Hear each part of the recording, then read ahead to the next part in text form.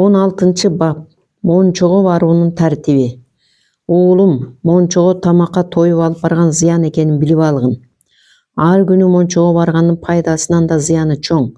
Себеби кан тамырларың менен муундарың өлбүрөп, бошошот жана табиятың Мончого көнүп калган соң бир күн калтырсаң эле өзүңдү оорудай сезип, денең кургап, чор баскандай сезилет. Андыктан Мончого ар 2 күндө бир барган жөнүндүү.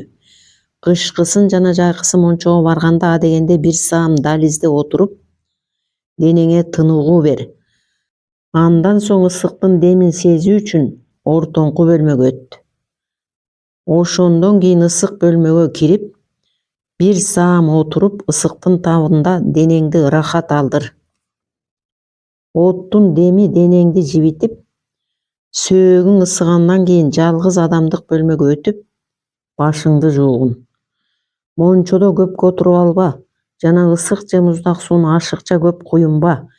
Баары чени менен болсун.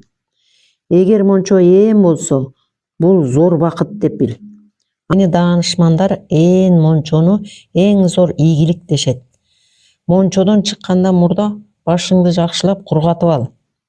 Себеби акыл эстүү жана абройлуу адамдардын көчөгө башы суу бойдон чыкканы жарашпайт. Мончодон чачыңды кургатпай чыккан бойдон сыйлуу адамдар менен жолукканы барба. Барсаң каада да жок, жорук болот. Мен Мончонун пайда зыяны жөнүндө айтып бүттүм. Бирок Мончодо суу жана фука ичкенден этият бол.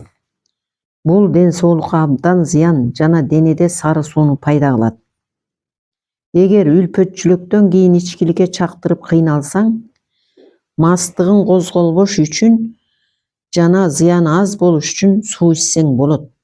Алла баарынан жакшы кабардар.